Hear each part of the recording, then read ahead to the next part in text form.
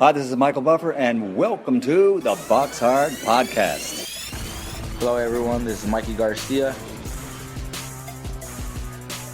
Yo, it's your boy, the odd guy himself, Malik King Scott. Hi, I'm Charlie Edwards.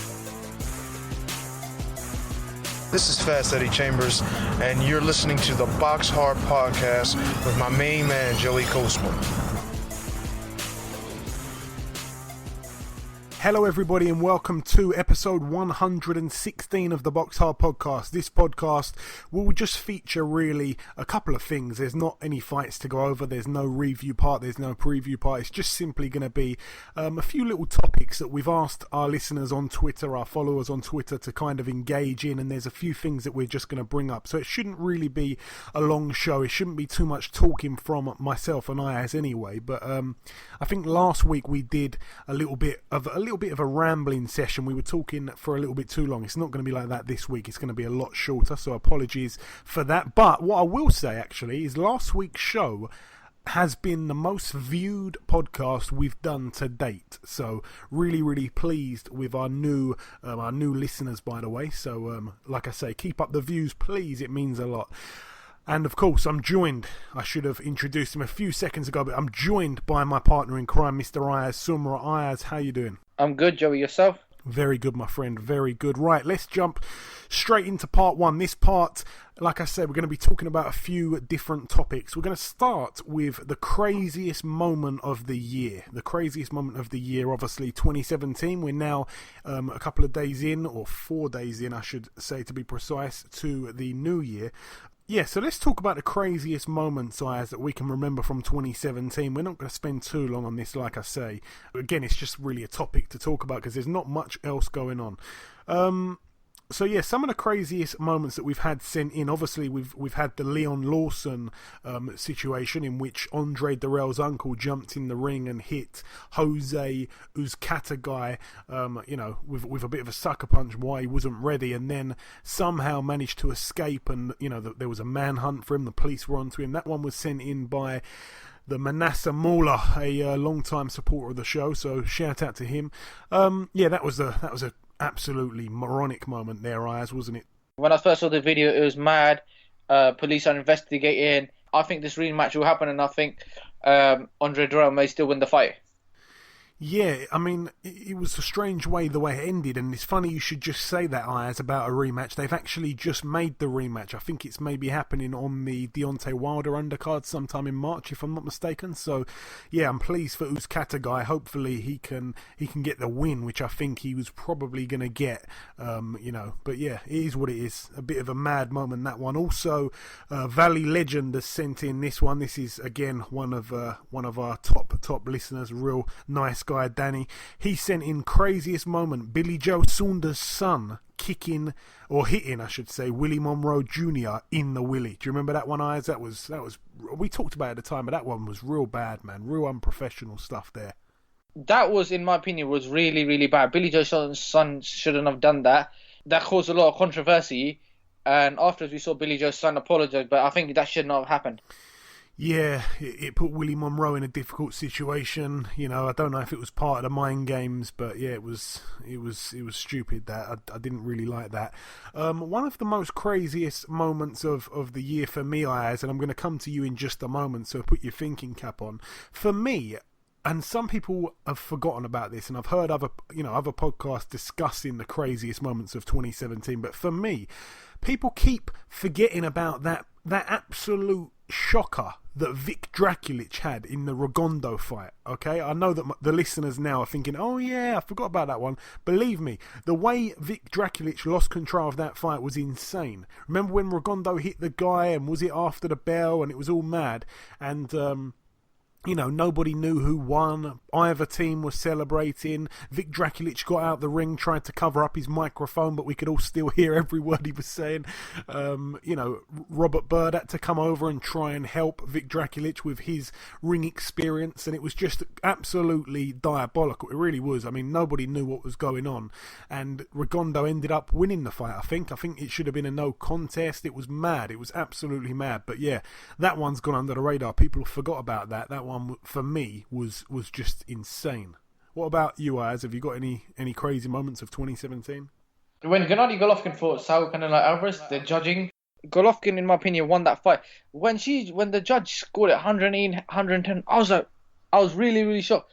I personally think that Golovkin won that fight, and I think he got robbed because of that score 108, 110. I don't know what they were watching. Yeah, that of course, you're talking about there is Robert Byrd's wife, which is Adelaide Byrd, obviously, quite notable now for turning in many questionable scorecards. But yeah, for me, I think above all, and probably because not many other people have remembered it, it's the Rigondeaux one. That one was just insane. Moving on to our next topic, and to be honest, I think I'm going to squeeze this one in as well. There was something that I saw the other day on Twitter, and I know that nobody saw this because I think he's took the tweet down, if I'm not mistaken. I'm just trying to find it now. It was something that Lawrence Okoli tweeted. I'm just trying to find it now. Hang on, give me just a second here. Yeah, here it is. And he tweeted this. Oh, it actually was just in the new year. It was just in the new year, so it's not actually from 2017. But there's this young kid who, well, I say he's a young kid. I don't really know how old he is. He's younger than me for sure. But anyway, he tweeted Lawrence Okoli 2 selfies of them two. So, Lawrence Okoli's got his arm around him in one photo and the other. And the kid says to him, "Looking forward to your fight, champ. I've got you knocking him out 4th round. Good luck and a happy new year. At Lawrence TKO." So Lawrence Okoli, who replied at 6:42 in the morning into the new year, who I'm going to guess probably had a bit of a mad night. Maybe he hadn't even been asleep yet. I don't know what he was doing. But he replies, and he tried to say, "If you can catch me for a third picture, I'll think of a present for you." But he absolutely butchered what he tried to say. So he's put "if can catch," and instead of me, he's put MW, moi. "For a third pick, I'll think of a present for you." And I just thought, what the hell is that supposed to mean? It took me a few moments to think, to finally realise what he tried to say. And I saw that straight away. As soon as I saw it, I had to screenshot it. That was quite mad from Lawrence Okoli. Obviously had one too many on New Year's Eve. Moving on to our next topic now, just before we bring in guest number 1, we're just going to talk briefly about prospects of the year, Ayaz. 2017, obviously, there's prospects that have been prospects for quite a while who, we've known about them for a longer time than some of the other prospects who are coming through, mainly the Olympians, just some of them 2, 3, 4, 5, 6 and 0. They've just kind of emerged in terms of the pro ranks, and those guys are obviously, worth a mention. But let's just talk about some of the prospects of the year, Ayaz. I'm going to come to you in just a sec, like I say, but some of the ones that we got sent in, some people were saying, and I like this one came from at Valley Legend once again, good loyal listener here. He sends in Josh Kelly. I totally agree with that. Josh Kelly's obviously someone we're all excited about, Ayaz. He's also sent in Daniel Dubois, another one which, I'm really, really excited about. He sent in Archie Sharp, which just goes to show that he has listened to my praise of Archie Sharp. I doubt he's seen too much of him. He might have seen him a couple times on TV, but it's been very, very hard to find footage of Archie Sharp. But Archie Sharp is the real deal, and he gets an honourable mention from me also. I'm not saying that he's been the best prospect of 2017 or anywhere near, but I am saying that guy has got a lot of tools, a lot of skills, and I really am excited for his future. And Valley Legend has also sent in Michael Conlon. Obviously, we knew about Michael Conlon for quite a while. We saw his joke of a decision go against him, if you like, the thing that he was involved in mainly over in Rio. As a pro, he's been quite impressive, to be honest, Ayaz. I think Michael Conlon's only gone the distance once. If I'm not going to check, I think that's what I've got written down in my head. Michael Conlon's only gone the distance once. He's fought a couple guys of decent-ish level. Obviously, he's only had the few fights, but yeah, he's definitely one that I've got my eyes on. For me, though, I'm going to go international here. I'm going to call out a couple names that I think only the hardcores will know. So, firstly, I'm going to start in Britain. Firstly, I'm going to go international in a minute, but I've got 3 that I want to share with the listeners here. Josh Taylor, if he's to be considered a prospect still, or has he kind of projected himself onto the next the next level. I'm not quite sure if he is still a prospect, because I suppose he is in some ways, and in some others maybe he's not. But for me, Josh Taylor, one of the best prospects in the world, if not the most promising prospect in the world. And the two others, I'm going international for these. Devin Haney, we've been calling him out, on this show. Whenever he fights, we always call him out and call his fights out. He is a real future star, I believe. Obviously, there's rumours going around that I'm not sure if he dropped Gervonta Davis in sparring or he knocked him spark out, but that's a big rumour. Devin Haney's only about 18 or 19 years old. He's got a very padded record at the moment, I'm going to be honest. But, apparently in sparring in the Mayweather gym, he's been really impressive. And, some of the things that I have seen, some of the little clips that I have seen of him as a pro, he looks really good. And also another one here, Regis Prograis, another guy that's really impressed me. He's kind of, I think he may even now be world ranked. I think I could be mistaken, but Regis Prograis is a guy that's on the up and a guy that's knocking people out. And he actually had a fight against Ayaz Jr. A few months back, and both guys were undefeated, and Regis Prograis absolutely knocked the daylights out of Ayaz Jr. Actually, I think he knocked him down about 3 or 4 times in 2 rounds and stopped him in 2. This guy had never been stopped. He was about 23-0. So Regis Prograis, he's got a lot of knockouts, and I think he's a 140 fighter as well. So him and Josh Taylor in a few years, oh boy, really gets my mouth watered, to be honest. Ayaz, what are some of the prospects of 2017 for you? Who's impressed you last year now? Well, my prospects of 2017 is Ryan Garner. Personally, he's from Southampton, signed by Frank Warren. He's had 5 fights, 4 knockouts, and I personally think he's gonna go on to go really big. In my opinion, I think he'll do really good. Second, I'm gonna go with Michael Conlan, because I think he's another prospect, and I think he's been brought up really well. And finally, in my opinion, it has to be Shakur Stevenson, because I think he's tremendous, and I think he'll be a really good fighter in the future. Yeah, I mean, he's been criticised a little bit, perhaps for not getting the knockout. I mean, we had him on the show a few weeks ago, and he said to me that he, in that fight there, that he shared a bill with Michael Conlan again, and he went out to make a statement. And funny enough, it was the first time I think he got a knockout, if I'm not mistaken. I think it was the first time he got a knockout, or maybe the second time he got a knockout as a pro. And Michael Conlan, funny enough, because they're comparing the two so much, he actually went the distance for the first time. So a little bit of a fun fact there. Is there anybody else that we might have forgot? I mean, Anthony Yard, obviously, but I don't know if I can call him a prospect now. He's ranked like 4th or 5th in the WBO. Obviously, you've got Umar Sadiq. I think he's definitely one to look out for. Again, we're going very British on this now, because some of the guys that are coming up in the United States, these guys that are 2-0, 3-0, I'm not really too knowledgeable about these guys. But also one that I really like the look of, a guy called Hamza Shiraz. He's also with Frank Warren.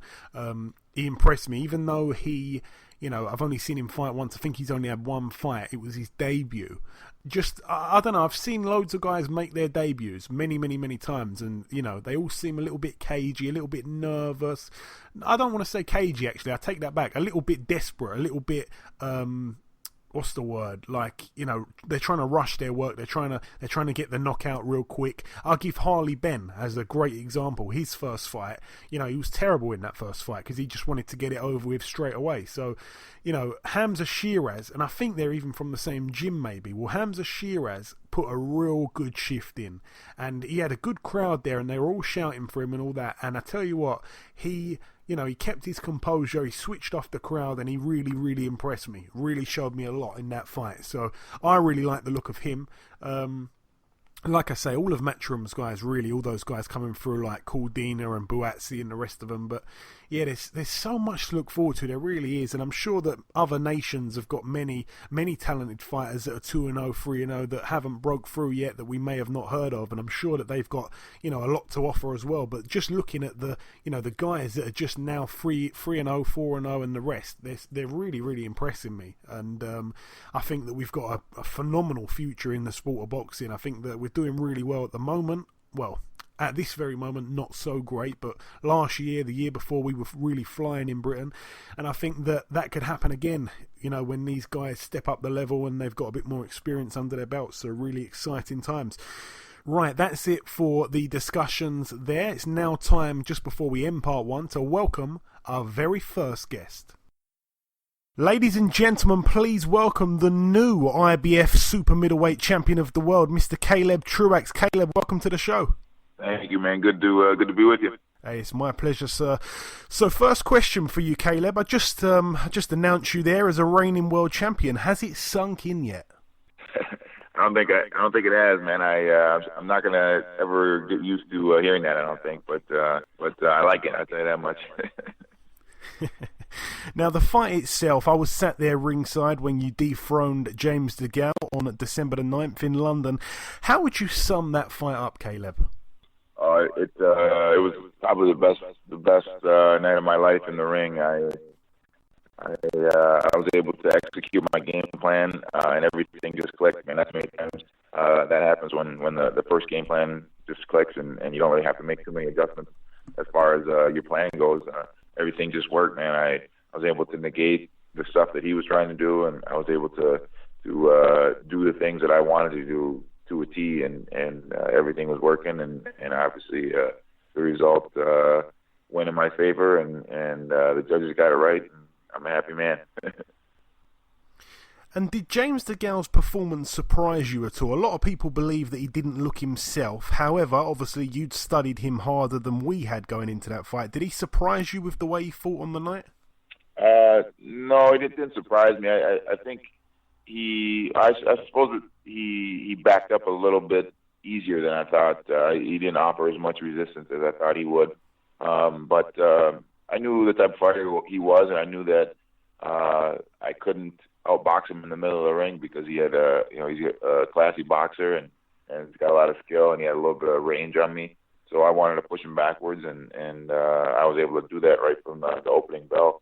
And I just once the round started piling up and I started getting the punches to the target, I just started rolling, man. I think like the third round is when I really started picking things up, and after that it was just like walking downhill for me.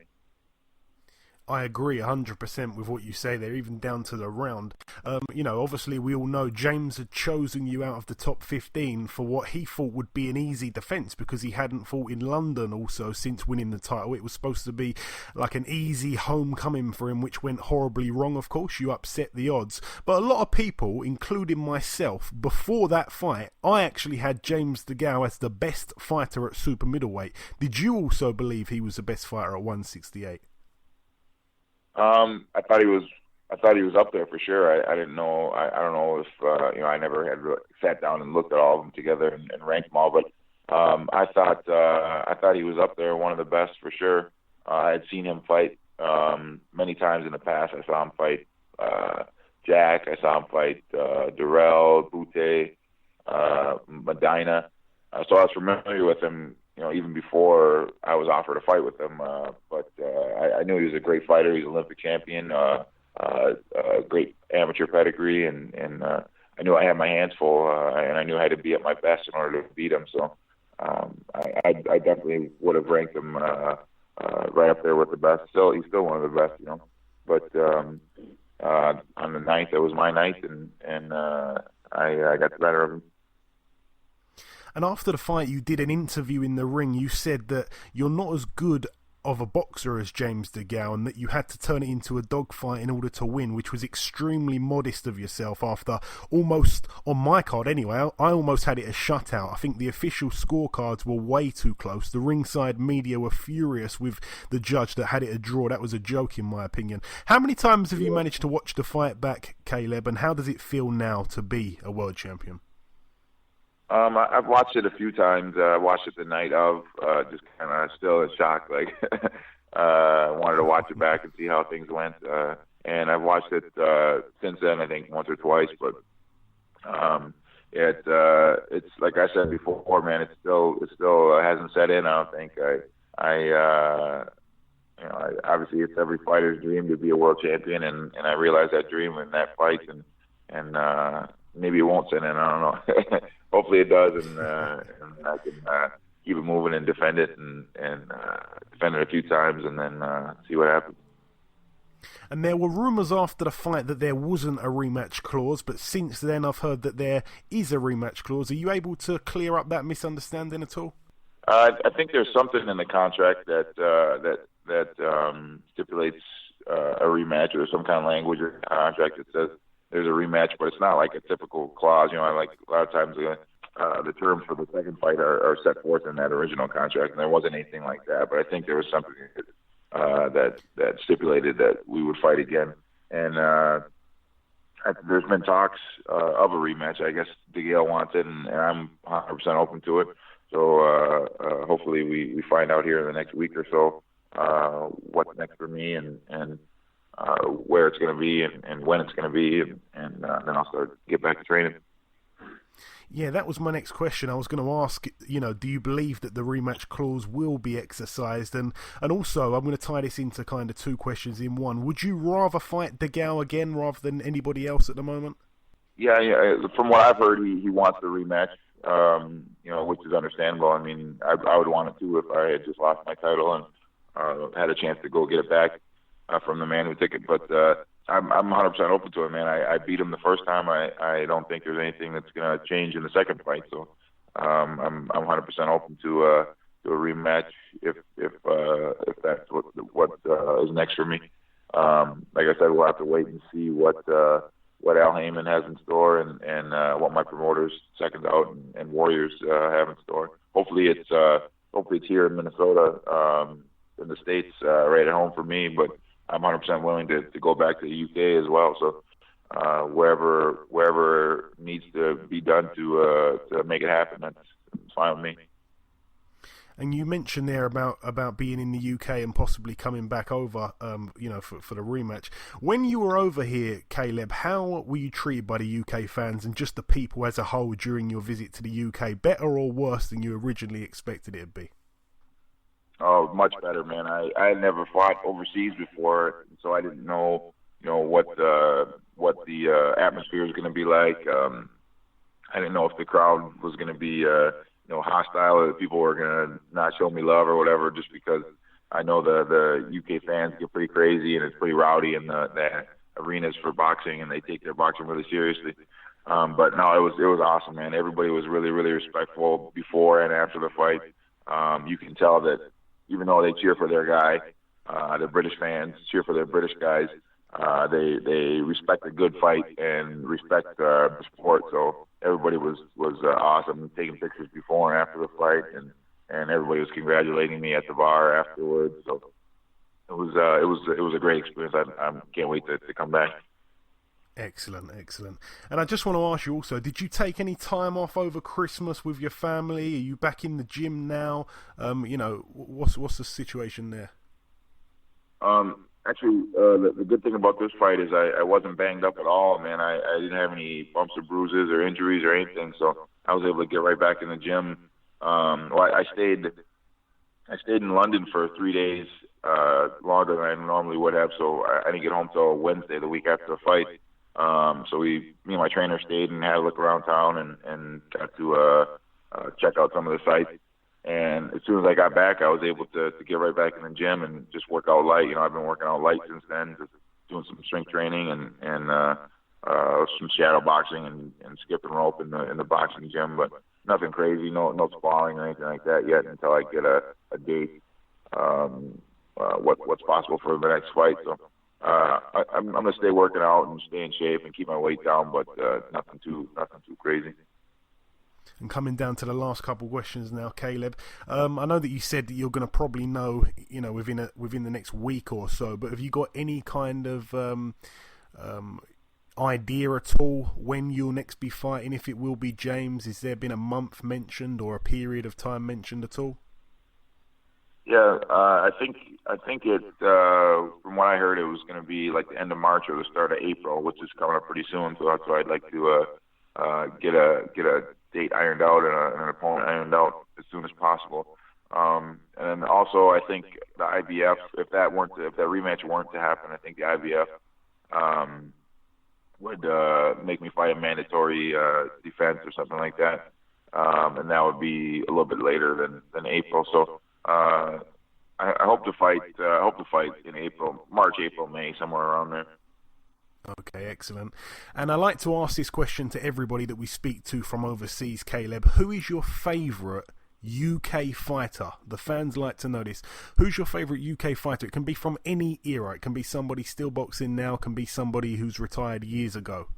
Man, there's a few of them. I was a huge Lennox Lewis fan when I was a younger kid. My best friend, his guy was Evander Holyfield, and my guy was Lennox Lewis. So we'd always watch the big heavyweight fights and cheer our guys on. I loved Joe Calzaghe was an awesome fighter. Very, very underrated, I thought. Ricky Hatton was fun to watch, and he was like a people's champ, so I can respect that. Let's see. The only one that you've missed out is Prince Nassim. Everybody says Prince Nassim. Oh, yeah, I love Prince, man. I love Prince. His crazy antics into the ring now is fun to watch. Right now, that kid, I watched. I had seen some videos of him, and I watched one of his fights against Miguel Vasquez. Not too long ago. What's that? Is it Taylor? Josh Taylor. Yeah. He looks like a classy boxer, man. I'm excited to see what the future holds for him. I think he's at 140. Is that correct?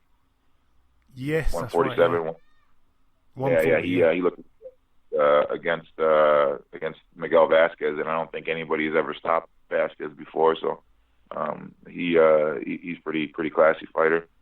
For sure. All the super middle. Yeah, all the super middleweights are pretty good, man. I can't give them too much love because I might have to fight them pretty soon.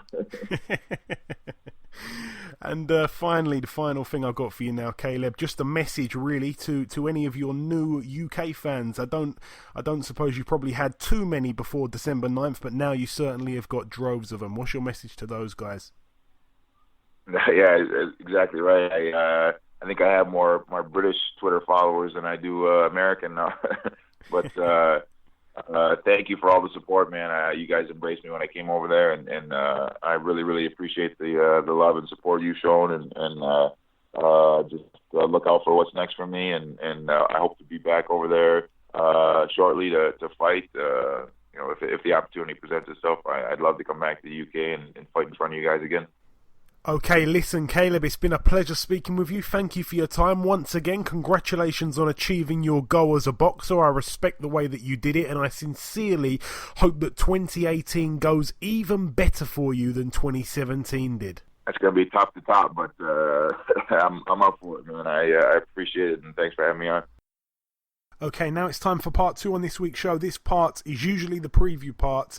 There's nothing to preview, as I said earlier, but Ayaz has got one little topic to bring up, one little piece of news. Take it away, Ayaz. O'Hara Davis has been pulled off the February 3rd card by Eddie Hearn after his comments on Twitter. Yeah, I mean, due to some comments that he made, and I don't really know if I've seen all of them, but, just to give a brief backstory, he said something about, giving once he beats Tommy Coyle, he's gonna give the Sun newspaper their first. That's gonna be the first interview he does, knowing that Tommy Coyle has somewhat got himself tangled up with the Sun over something. I'm not quite sure what it is. Obviously, Tommy Coyle from Hull, and I know that it's been linked and wrapped in with the.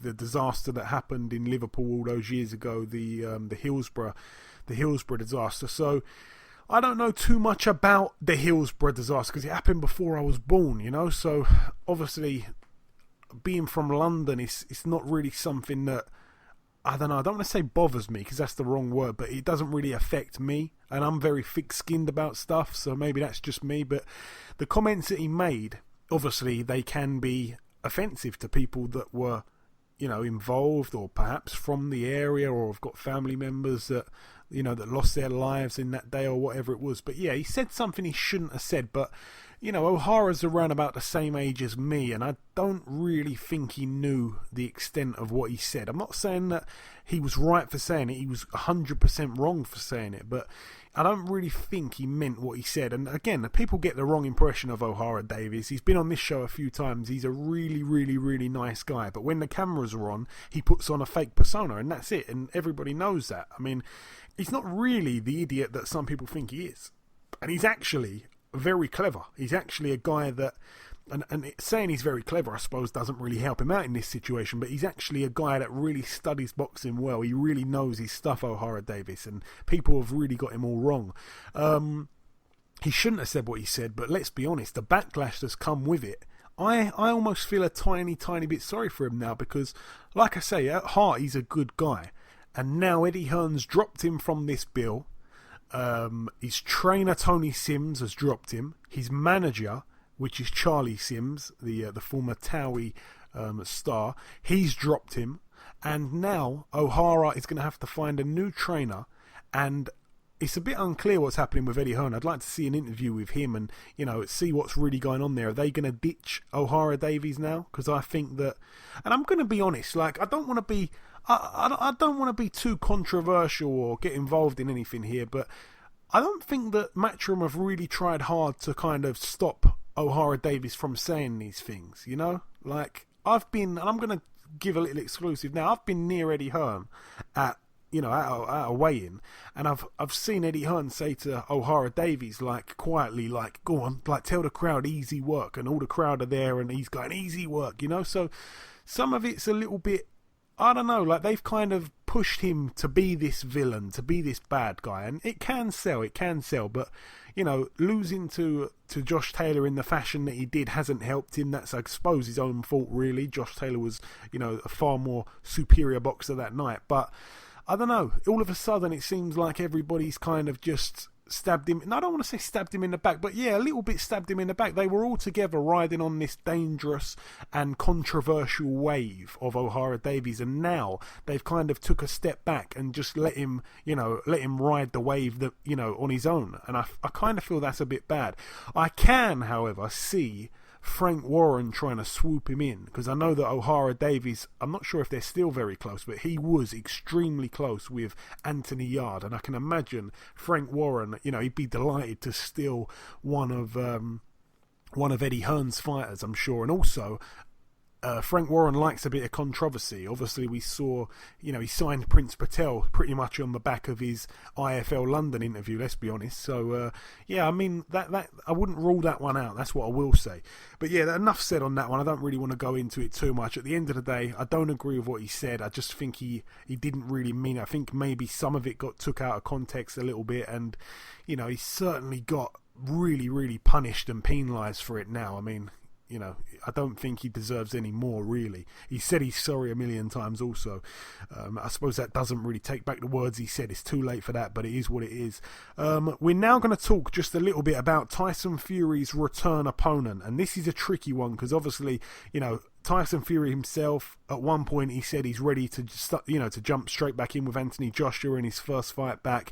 And then he said it's unrealistic, and then he said it's not, and then he said it's unrealistic. So we're not quite sure where he is with that and how good he's going to be when he does come back. And we've got to be quite sensible in who we put him in there with in this this little fantasy clip, I suppose, that we're going to do now. A little fantasy segment here where we're going to talk about his next fight, who it should be. Obviously, we want to see him in there against somebody of some kind of note, because he needs to get a couple of good wins before he takes on the likes of Anthony Joshua or Deontay Wilder. So we've asked the people on Twitter, and we're going to discuss these Ayaz one by one. And somebody sent in this one. This one was from @DJMW. They've sent in, they believe that he should fight somebody like Manuel Charr or Takam. It'd be good to see where Tyson Fury's at, and obviously those two guys there. Firstly, Manuel Charr, I mean, he's just won the WBA regular heavyweight title, so I'm not sure if he'd be able to fight him straight away, Tyson Fury. I don't think he wouldn't be ranked, so I don't think they could get that one done. But then again, the WBA sometimes can be a little bit controversial themselves, but I quite like the Takam fight. I mean, I know that after the Takam fight, they were together in Monte Carlo, Carlos Takam and Tyson Fury, but I think that would be quite a good fight, because he would probably Well, I don't know if he'd get him out of there. There's two ways to look at it. If he could get him out of there quicker than Joshua, then obviously it'd be really, really impressive, and it would get more people to, to buy into this mega fight between Joshua and Tyson Fury if he can do a better job than what Joshua did.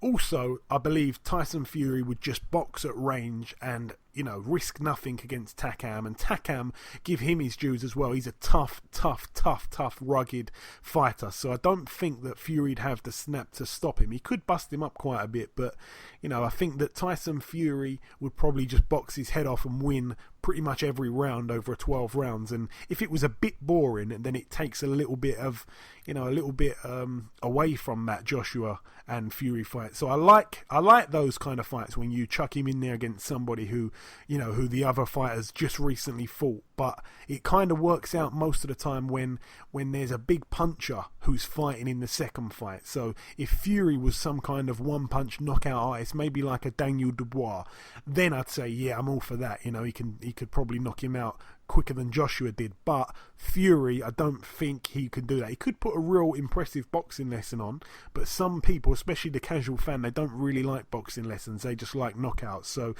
yeah, I like that one. I really do like that one, by the way. What's your thoughts on that one, Ayaz? Do you agree with me there? Anything to add?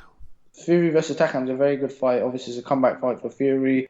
Obviously, we've seen Takam fight Joshua in his last fight, but obviously it's a warm-up fight, so I reckon it'll be good. But the fight I'd like to see is against Shannon Briggs. Yeah, that brings me on to the next person that sent in a tweet. This one's from @MTOAFC.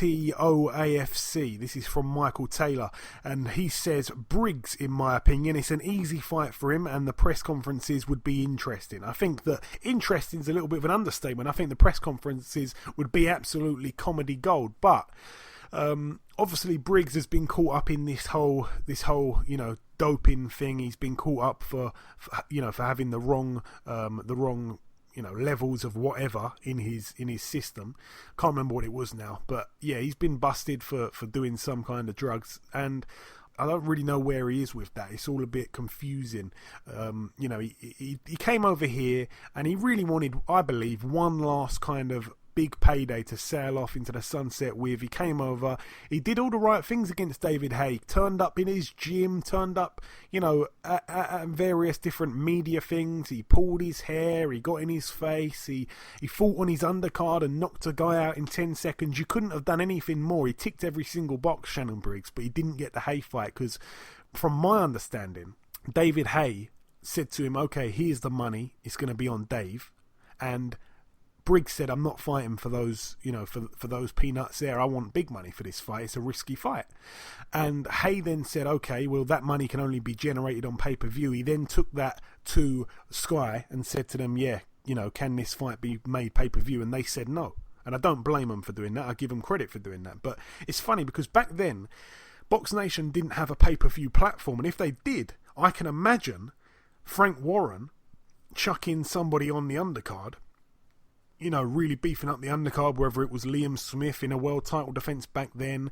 Back then he wasn't linked up with Lee Selby or James DeGale, but he could have thrown them on if it was to happen now, and he could have really turned it into a pay-per-view card. But unfortunately, since then, Briggs has failed a drugs test, David Haye's lost to Tony Bellew, and it's just, it's been a real torrid year for David Haye. But anyway, enough about David Haye. Shannon Briggs, It's a hard fight because Shannon Briggs is very, very dangerous for the first 2 or 3 rounds, in my opinion. He's a huge puncher, and I don't think style-wise he would... I don't know if that'd be an easy fight for Tyson Fury, because Tyson Fury, remembers coming off a big layoff, he ballooned up in weight. Briggs is obviously older, he's used to these long layoffs, and he comes back and looks quite good, Briggs. Whether he's got anything he shouldn't have in his system or not, he does look good. So for me, that's quite a dangerous fight. He is the top member of the Who Needs Him club, Shannon Briggs, because he can knock people out in 1 or 2 rounds. And even against David Haye, that was always the scare. if he lands on David Haye in the first 1 or 2 rounds, it could really be tearing up David Haye's plans of fighting the likes of Anthony Joshua for big money at Wembley. So yeah, I like the Briggs fight. I would love it if they just linked together and did a few press conferences. That would do it for me. But the fight itself, I think, is quite a risky one. But like I say, thanks for sending that one in. Also, we've been sent in Christian Hammer. This one's from @26R Jono. This is from Ryan Johnson. He says, I think Christian Hammer would be a good comeback fight. People know who he is and can compare how Tyson Fury does in the fight against his fights with Price and Povetkin. Obviously, Christian Hammer losing recently to Povetkin in a fight where he looked absolutely terrible, and he knocked out David Price, of course, early on in 2017, I think it was. So there's that there. Obviously, Christian Hammer fought Tyson Fury as well, and I pointed that out to Ryan Johnson. He came back and said, yeah, that's another reason why the fight could happen if he can stop him earlier than before. I think it's a good shout. I mean, just because I saw the fight the first time and he absolutely played with Hammer, I don't really think that I'd be too excited to see it again. I think Hammer's probably got a tad better, but I don't see... I mean, the fight was so one-sided the first time that I'm not sure that I would be that interested in it. I think he'd probably win just the same, and it would just be probably, maybe a late stoppage, maybe a points win again, so... I don't know. It's difficult, that one. I don't know. I'm not too sure on that one. Also, this one was sent in from @N_. I think that's Moose, maybe. I could be wrong, but this one's from Nathan anyway. Apologies if I pronounced that wrong. He sends in David Price. Simple.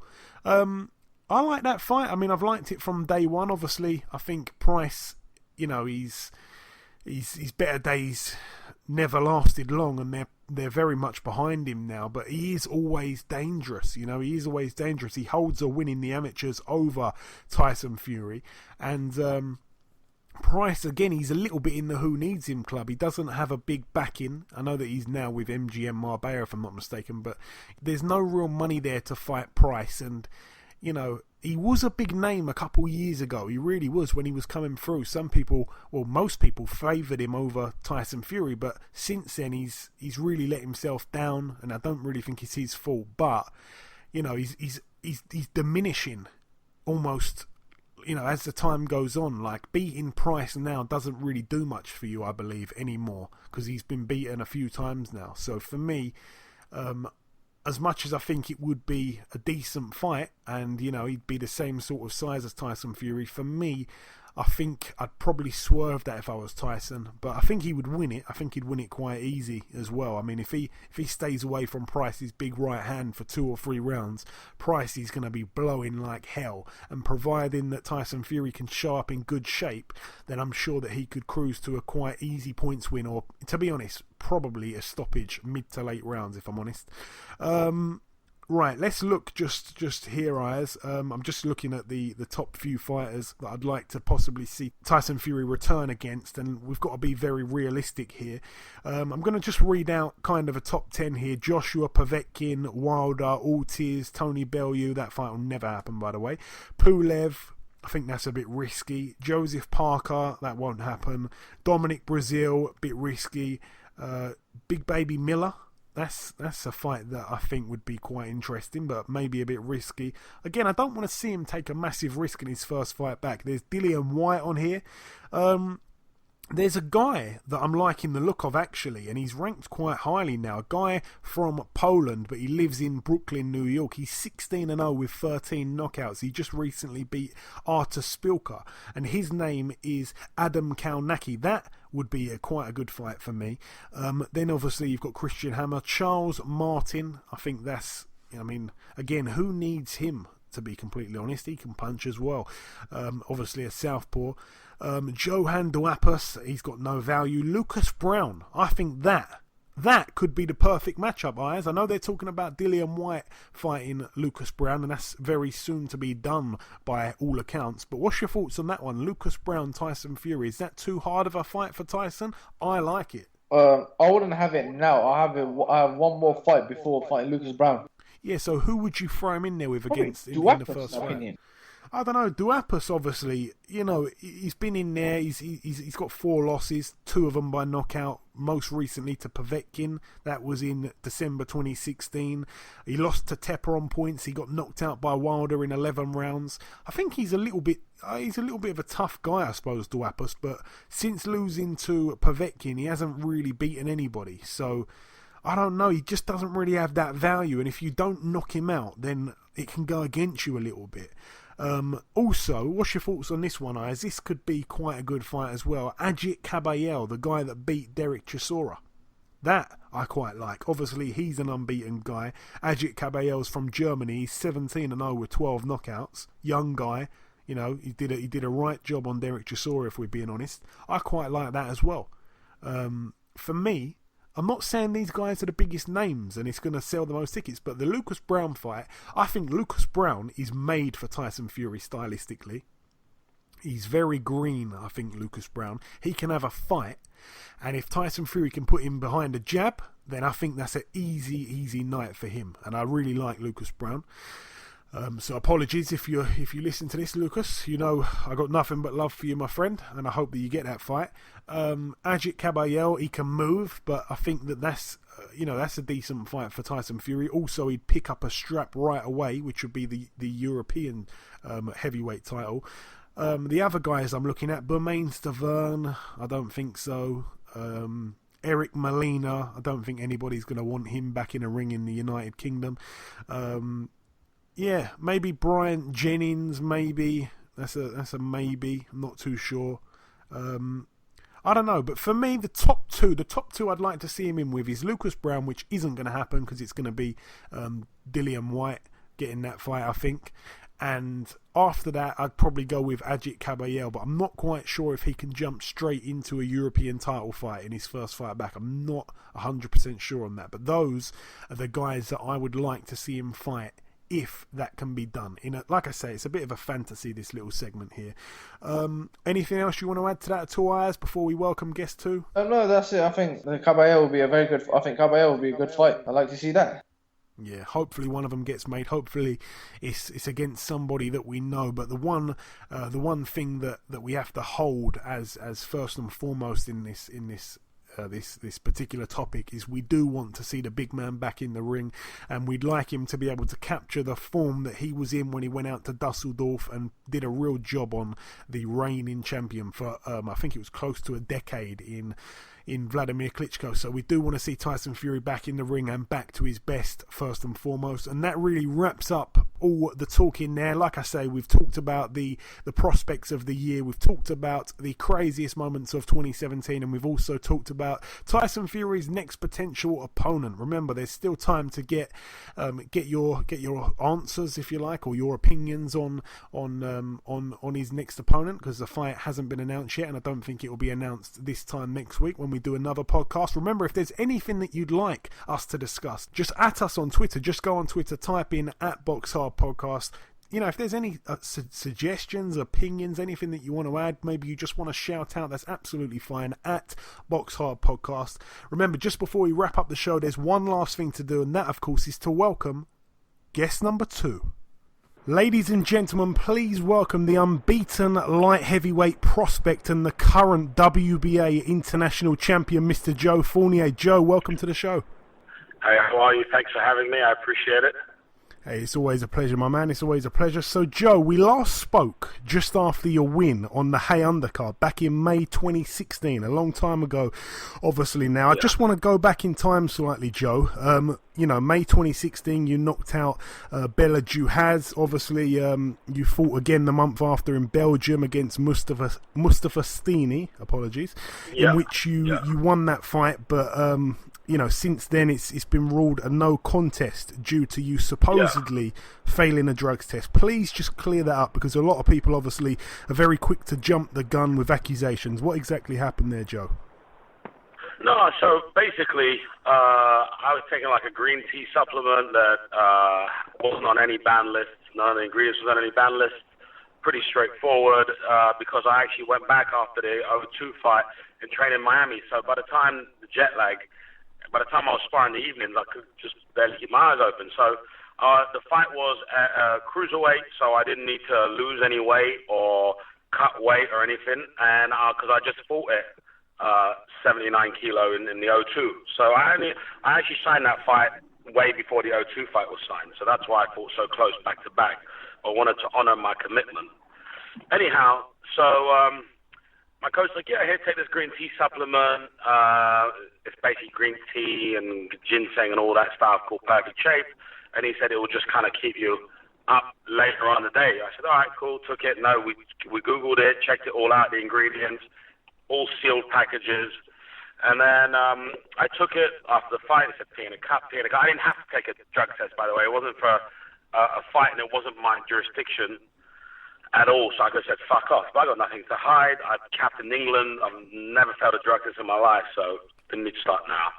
Anyway, I peed in a cup. And then they tell me, oh, by the way, you failed the test. I go, impossible. Test it again. They test it again. They go, yeah, you failed.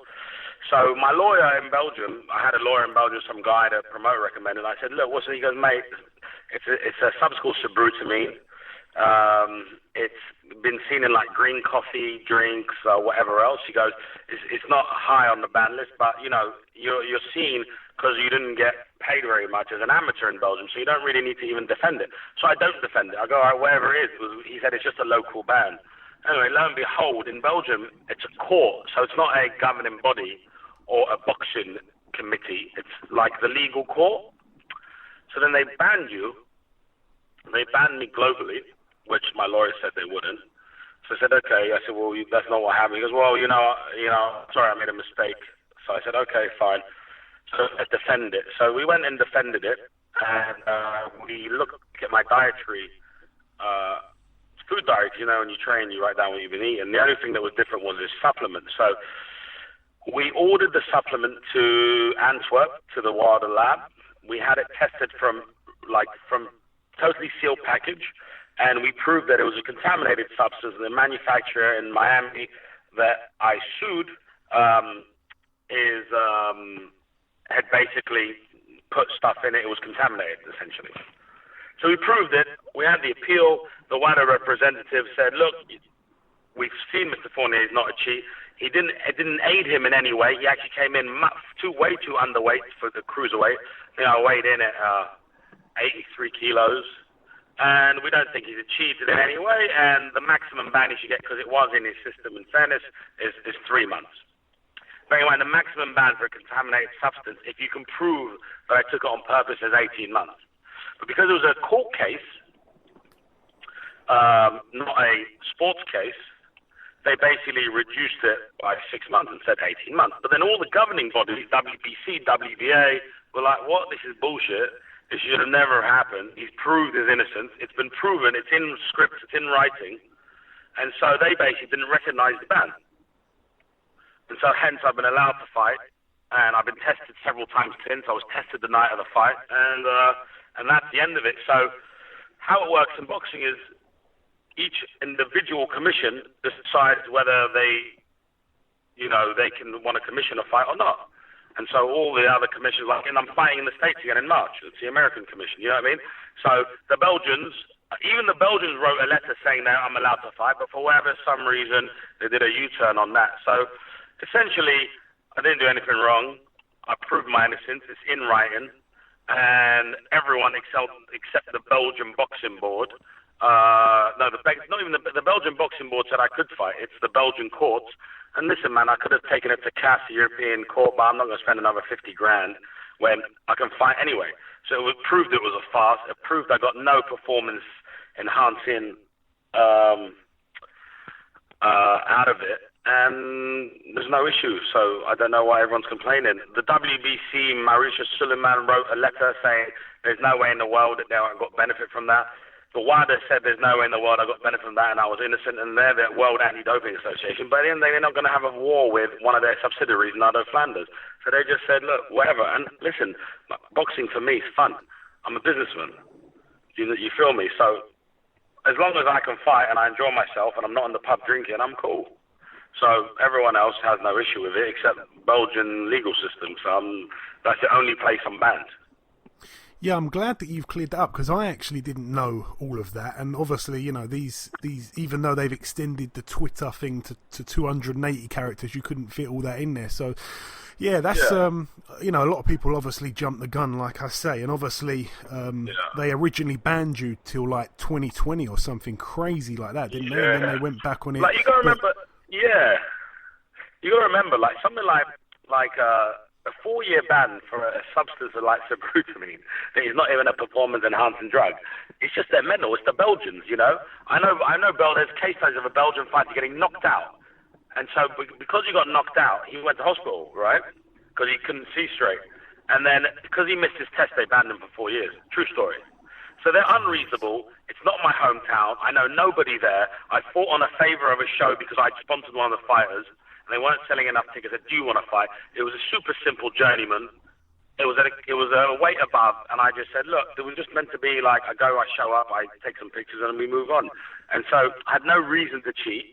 There was no upside in being too light for the fight, and actually ended up turning out being a lot more hassle than it's worth. But luckily, there's some people with common sense in boxing that have no issue with me fighting. Yeah, good. It's good to, like I say, hear you explain that and kind of put that chapter behind you, so to speak. Obviously, absolutely. you fought again 4 times in the same year as that. Yeah, so I just had easy tune-up fights, man. Just you know what it's like. I fight because I enjoy it, you know. And so obviously, whether I'm fighting a guy that's a world champion or I'm fighting a guy that's 1 in 10, I don't really care. I don't look.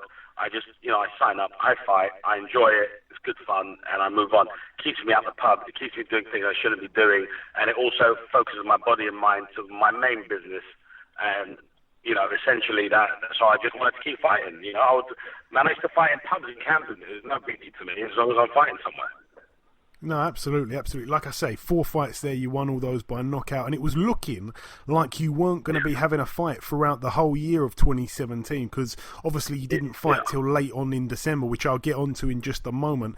How were you coping, by the way, Joe? Like you say, you've got a lot going on outside the ring, but not fighting for almost a year to the day compared to your usual schedule, fighting every 2, 3, 4 months. You obviously kept yourself in good shape, though, while you were out. Well, you know, David brought in Ishmael Salas, and you know, and like for me, I'm always learning. I'm always trying to get better. You know, and Ishmael was like, yo, I love your attitude. I love your training and your work ethic. You know, I want to work with you, which was super kind of him. You know, having had so many superstars and world champions. And at the end of the day, I kind of, you know, took it as a blessing and worked with him.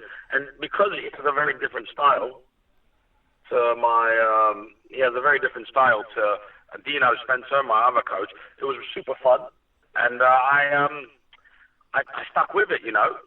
And that kind of gave me the motivation to keep training. He saw something in me. And you got to remember something. Like a lot of people like to say, he's shit, he get knocked out with this guy, that guy. But why is someone like Ishmael Salas, who I ain't paid him a dime, trained me for the last, you know, 4 or 5 months? It's because he thinks I can do something in the sport, right? I'm not saying I can, but that's just his opinion. So I enjoyed his training. I was getting to train in the gym with amazing fighters like, you know, Jorge Linares, Joe Joyce, David Hay. And it really kind of, even though I wasn't fighting, it really was a frustrating period, but it was also an enjoyable period in the sense that I could keep going, you know? Like I had a bit of a goal. They were all around me telling me, listen, you'll be fighting again soon. And all of that just made a really nice difference to, you know, what I was trying to achieve as a boxer and also what I was trying to achieve as a person. So stayed in good nick. Not as good as I'd like to be. You know what it's like. It's a big difference lacing up the boots, putting on the gum shield and fighting in front of people. But I stayed in the best nick I could in the meantime. So I actually never stopped training for this last year of 2017. But I also wasn't as in amazing shape as I could have been going into my last fight, in fairness. And I want to talk about that fight now. Talk us through it, Joe. How did it first come about? I know that you had, you know, really short notice. I know that it was for your first title as a pro, the WBA International title. Talk us through how it all came about in the beginning. To be honest, you had no intention of fighting. I went to Miami on holiday to my house. I hadn't been there since May, so I was just going on a little vacation. I was going to stay out there and, you know, just have a good time. So I was out enjoying the art shows at Basel, you know, going out on the boat, all the fun things that I do. But I was obviously in the gym because I don't get to see Dino Spencer a lot at the Fifth Street Gym, so I was in the gym with him every day. One of my training partners, Daniele Toretta, was fighting leading up in the middle of December, so I was in the gym with him, and we worked out basically, but I was still having fun. And then the promoter that I did my debut on had his local boy fighter, and he said, listen, one of my local kids is fighting on this show, his opponent's pulled out, and it was for the international WBA belt. So, you know, I was like, okay, he said, and at that point I'm about 190 pounds, you know, so I'm a bit heavy, 10 days before the fight. And he goes, do you have anyone 190 pounds with a decent record? He goes, look, I got Joe here. You remember him? You fought out there. He goes, yeah, I know Joe. He goes, well, does he want the fight? So Dino calls me up. He goes, look, the promoter's offered you this huge opportunity. First, you've got to get it sanctioned.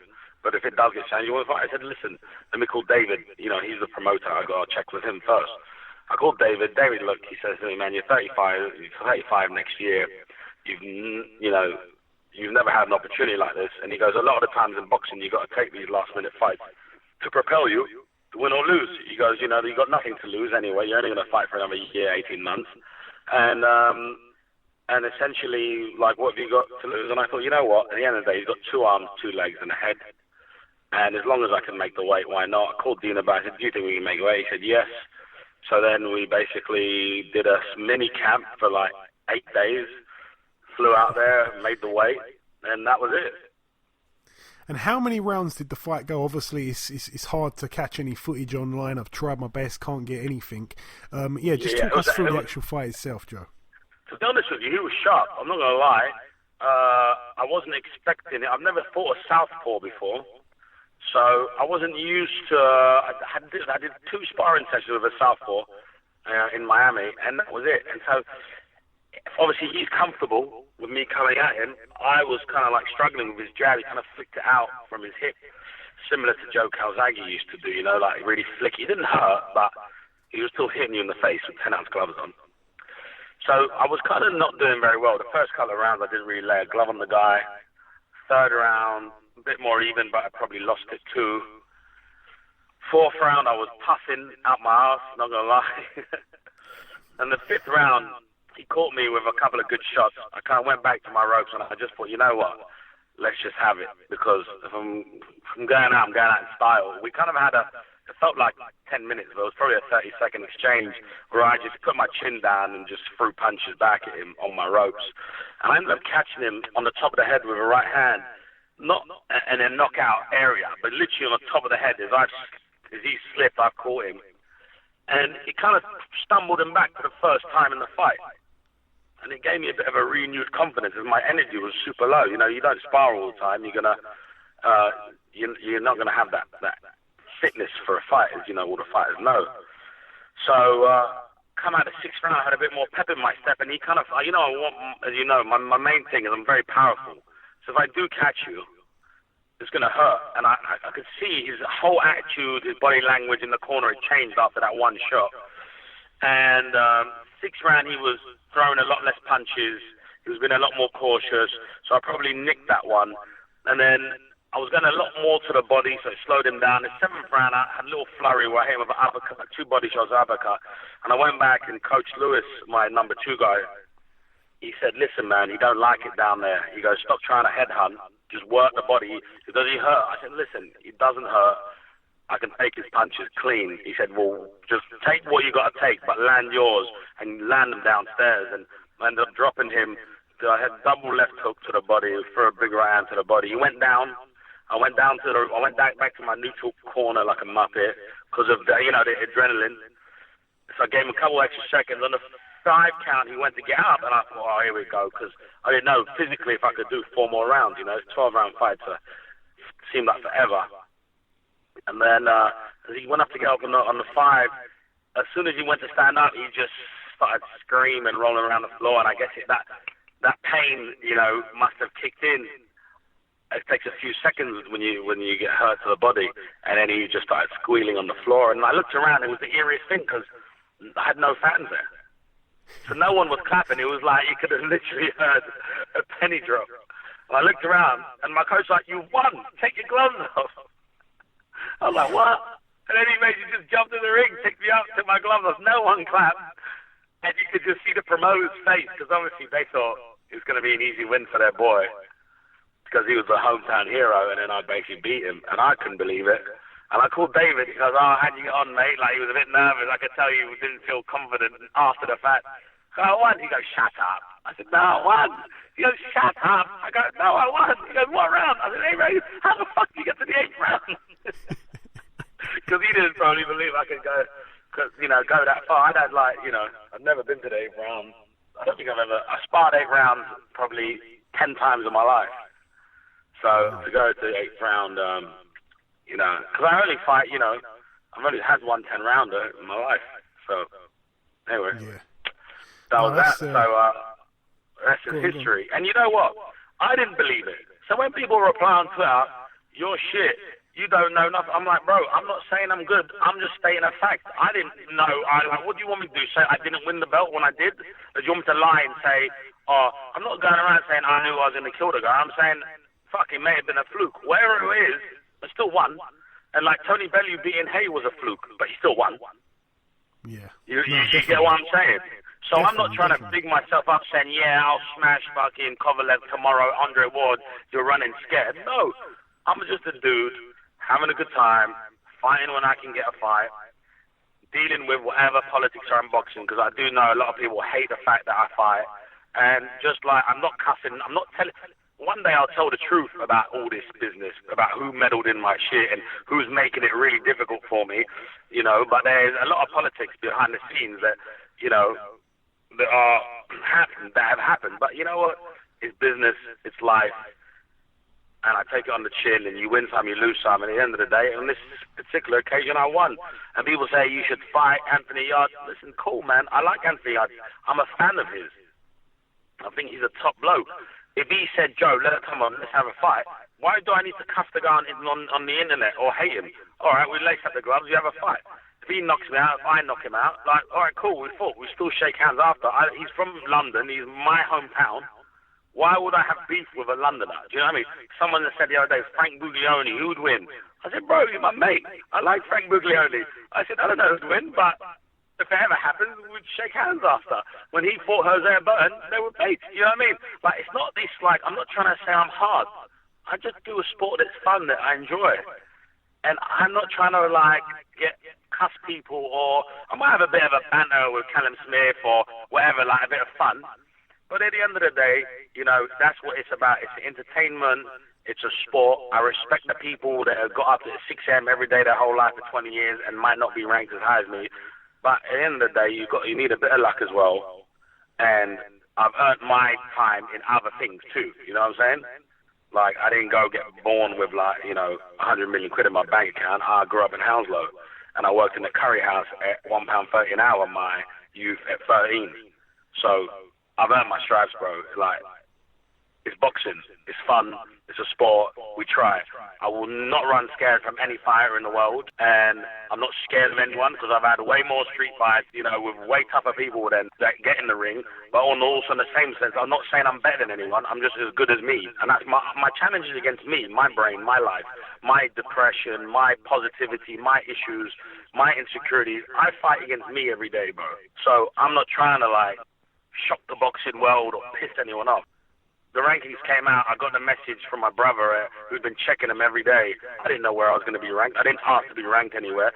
People say like, "Oh yeah, you paid for it. You bought the belt." Bro, you know how much money the WBA make off Klitschko Joshua? Way more than I can ever produce as a fighter. So trust me, I ain't that rich to be buying my way into boxing, stardom. I'm just doing what I'm doing and trying my best, and could I have liked to have done it on home soil at the O2 Arena? Cool, but listen, when I fought Bella Judas at the O2 Arena, everyone else thought I was going to lose. I was the underdog at the bookies, and I knocked him out in 2 rounds, and people never talk about that. Well, I did that on TV. Well, I can't be that shit, can I? Because he'd won his last 3 fights, and I never knew him, and Dave had to okay the opponents. It wasn't even up to me. Do you know what I mean? I might not be Andre Ward, but also I ain't a novice, as some people are saying either, because I've sparred with Chris Eubank Jr., I've sparred rounds with James DeGale, and if I was shit, I wouldn't even be in the ring, would I? No, of course not. Of course not. But I just want And to if I backtrack was a tiny shit, bit. they would come out and say he's shit too. You know what I'm saying? No, I know, of course. I know. I just want to backtrack a tiny bit just to let people, just to keep people up with what's going on here. Obviously, since winning, you've now been ranked 11th in the WBA. Well, Obviously, 10 now, for because winning, Jean-Pascal is it 10? retired yesterday. Oh, wicked. Okay, so 10. Brilliant. So obviously that's for winning a regional title, mandatory that they have to rank in the top 15. It's the biggest title they have outside the world title. And like I say, you've been placed at 11. It's now 10. And like you were saying, you've been criticised by a bunch of other boxers who believe, like you said, that you shouldn't be ranked, etc., etc. At the end of the day, the way I see it, whether somebody thinks you're good enough, or not to be ranked, you won the title, and that automatically earns you a ranking. There was no bribery. There was no other, outlandish claim like I'm seeing on Twitter. You simply won a fight. That's the way I see it, Joe. Against a guy with 22 wins, 16 knockouts, and whatever it was, like 6 losses maybe. He ain't no mug. And you got to remember something. This is the thing that people don't understand about boxing. Is I'm a scalp because I'm undefeated, 1. And 2, if that kid wins, he makes way more money than anyone could have ever paid him to lose. You feel me? Because now he's the international champion. He's top 10. He goes and fights Badu Jack for the world title, which he could do at number 10. And he's making hundreds of thousands of pounds, right? So anyone that I go in the ring with trying to beat me, dude. Like, there's no bones about it. And people say things like, you paid him to lose. Are you stupid? Like, the internet, the WhatsApp. Like, I'm dumb enough to try and ever be smart here. I'm not a retard. Nor, remember, I don't fight for the money and I don't fight for the fame. Do I think I could beat Andre Ward tomorrow? No. But will I have a fight with him in Vegas? And would it be a dream come true? Sure. So what am I doing? I'm doing it for myself. So why would I cheat myself? Do you get that point I'm making? Like, why would I try and cheat myself so I'm 9-0 instead of 8-0 or 10-0 instead of 9-0? Makes no fucking difference to me, dude. What I care about is my family, my friends, and my health. Yeah, absolutely. I agree with that. I know you got to say this for some of those critics out there. You said, Joe, that you're going to be fighting next. Did you say about March time in the United States? Yeah, so we're trying to work on a deal. Will that be a defense? Yeah, that'll be a defense because I've got to defend it every 120 days now. So we're trying to work on a deal and a promotion with the Hard Rock casinos. So I'll know a bit more about that. Listen, the promotion side, this is another thing everyone needs to understand. I do not pick any of my fighters. David Hay is my promoter. Not David personally, but Haymaker Ringstar is my promotion company. I fight on their shows or shows they allow me to fight on. I can't choose who I fight or when I fight. But from what I understand, there's a show in the Hard Rock Casino in the United States that they're working on for me to defend the belt in March. Apparently, a very, very, very good prospect, undefeated guy who's 15, 16, 17, 18, something like that. I don't know who he is, but they're working on an opponent in and around that record and in and around that time. I don't know the details yet, nor do I care. I just had Christmas, New Year's. I'm back in the gym. I was back in the gym New Year's Eve. I'm training hard, and whoever it is, I'll know more closer to the time, and I'll do my best against him like I do, win or lose, And as you obviously very well know, you've fought most of your fights in another continent. Like this next one's going to be in the United States. Most of your fights have been in the Dominican Republic. Doing that brings you opponents that are not well known by UK fans, obviously. Do you know at this stage when or if you'll be fighting somebody soon that that we're well aware of, so to speak? This is the thing about boxing for me, is I'm fighting in the UK on June the 15th, either at the O2, one of the London venues, O2 York or wherever it may be. So that I know I've agreed that with Haymaker, so that'll be my next UK fight, June the 15th. Wicked. There's brilliant fighters like Anthony Yard, like Frank Buglioni, like Hosea Burton, like Miles Shinkwin. I said brilliant fighters, okay? Oh. Like someone that's 14-3 isn't a brilliant fighter, clearly, because he's lost 3 times. Moving on with my point, is they're great fighters, but also, the only time I'd seen 2 top-ranked fighters fight each other at this early stage in their career was O'Hara Davis against Taylor. Right? And O'Hara Davis got a couple $100,000. Josh Taylor probably got wherever he got, or whatever the figure is. Now, would me against Frank Buglioni generate $200,000 each? Probably not. So why would he fight me? And why would I fight him? Do you get what I'm saying? Although I am higher ranked, they're more famous in this country from a boxing standpoint. So it would make more sense if we fought each other 15, 16, 17-0. correct? Like Rocky Fielding, Callum Smith type fight where it's a grudge match. It's London from a promotion standpoint.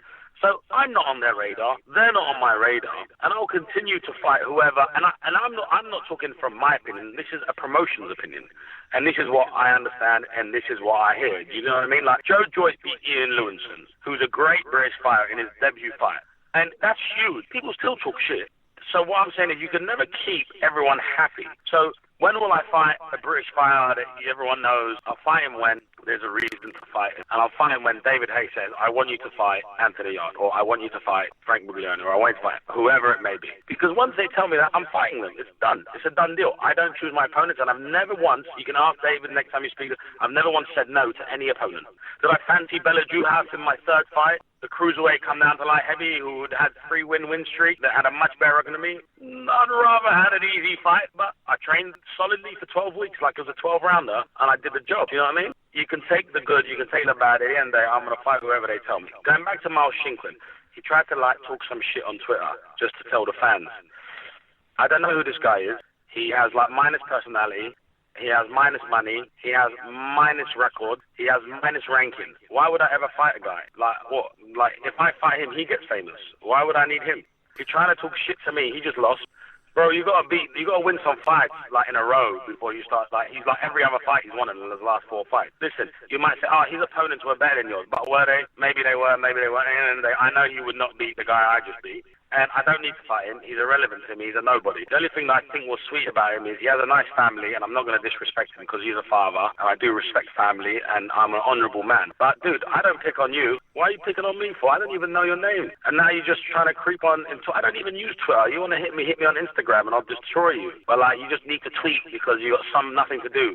Just shut up, man. Go back to the gym, lick your wounds, and fight some bum so you can get your confidence back before you start calling me out. Joe, let me throw a name at you then, because I don't want to go off topic so much here, but obviously Miles Shinkwin just lost to Jake Bull. Jake Bull is the holder of the WBA Intercontinental title. Is that a fight that you think's a good one for yourself? Okay, so he's number 14, I'm number 11. Why would I fight him? I don't go up in ranking if I fight someone beneath me. Right. Okay. So you're looking at people that are ranked above you, is that right? Well, either ranked above me, or there needs to be a good reason for me to fight them. Do you know what I mean? Like, Jake Bull's a 6'4" southpaw. Yeah. I've only ever fought one southpaw in my life. I've just come off a 10-day notice fight. Why would I pick a 6'4" southpaw? I'd rather a heavy-handed, hard-punching, kind of guy the same height as me where we can get in a bit of a scrap because that's what I do best. I've got a good chin, I can punch. Rather than some guy that I have very little experience fighting that style.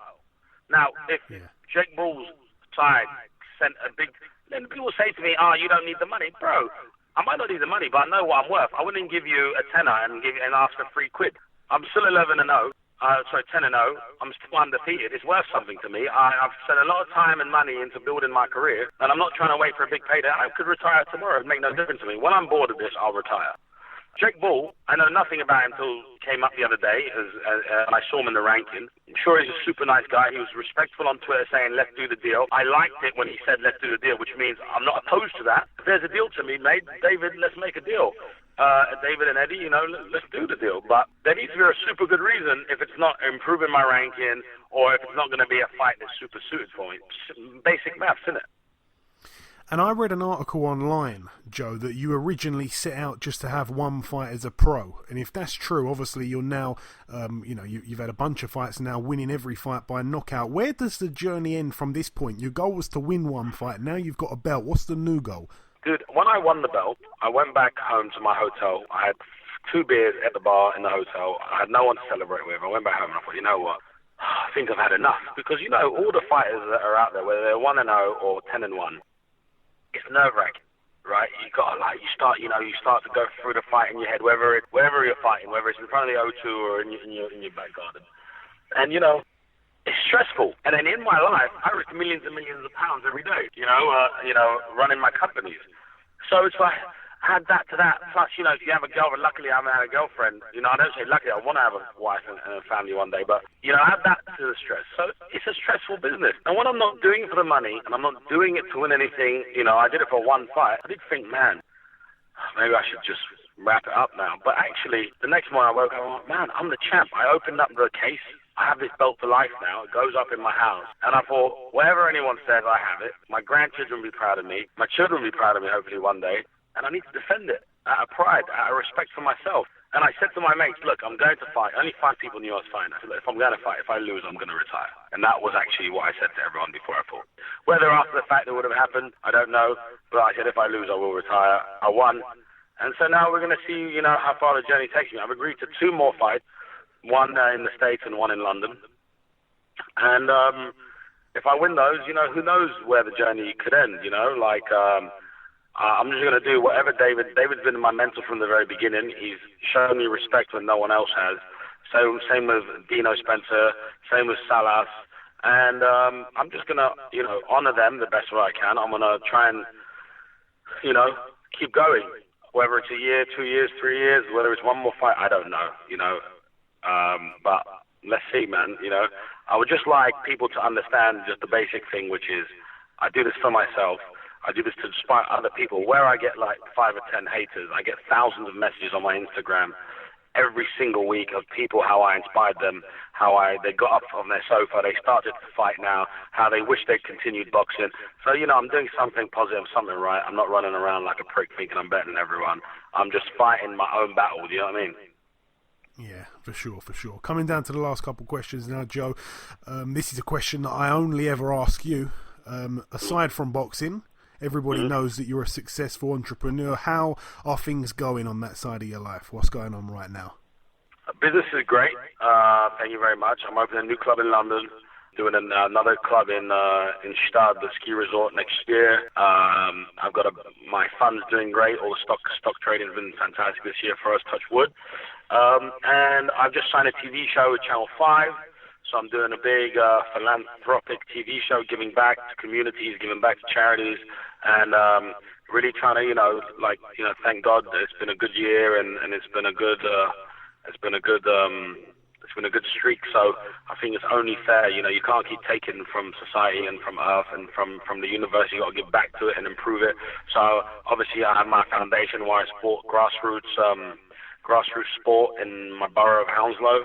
I'm going to now be supporting some charities in Hackney and a few other areas around London and maybe further afield. If business keeps going well and I can afford it and I can keep giving back, Oh, brilliant, man, brilliant. Any New Year's resolutions that you've took up this year, or you don't really get involved in that kind of thing?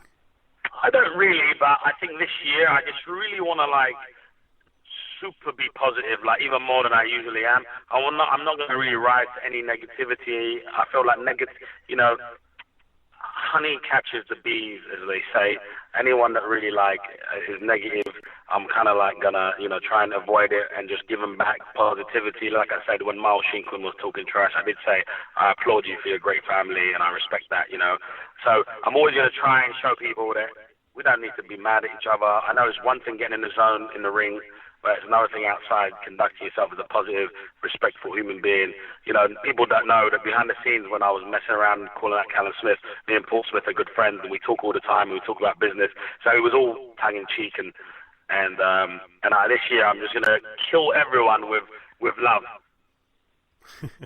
Anything that you want to say just before we let you go at all, Joe? Anything, last couple of words? If you don't mind, if you guys want to follow my journey and my story, my Instagram is Joe Fournier Club. Obviously, I support Joey in this amazing podcast. He's always been there from the beginning. And so if you want to support anything I'm doing, feel free to follow. And I can't wait to fight in London. And hopefully against the name you guys will know or recognize. And if not, I hope you support me anyway. And let's see how far I can go. Good luck. Have a successful 2018, everyone. Excellent. Well said. All right, listen, Joe, it's always a pleasure speaking with you. Thank you for your time. Happy New Year, and we'll catch up again sometime soon. Thanks, mate. Appreciate it. Take care, Joey. Okay, and this wraps up episode 116 of the BoxHard Podcast. I've been your host, Joey Coastman. Ayaz Sumra has been Ayaz Sumra. A massive thank you to our two guests, two newly crowned champions, the IBF Super-Middleweight World Champion Caleb Truax and the multi-millionaire businessman turned WBA International Champion, Mr. Joe Fournier. Once again, the biggest thanks of all goes out to the listeners for tuning in once again this week. We'll be back next week. As always, thank you for listening and have a great weekend.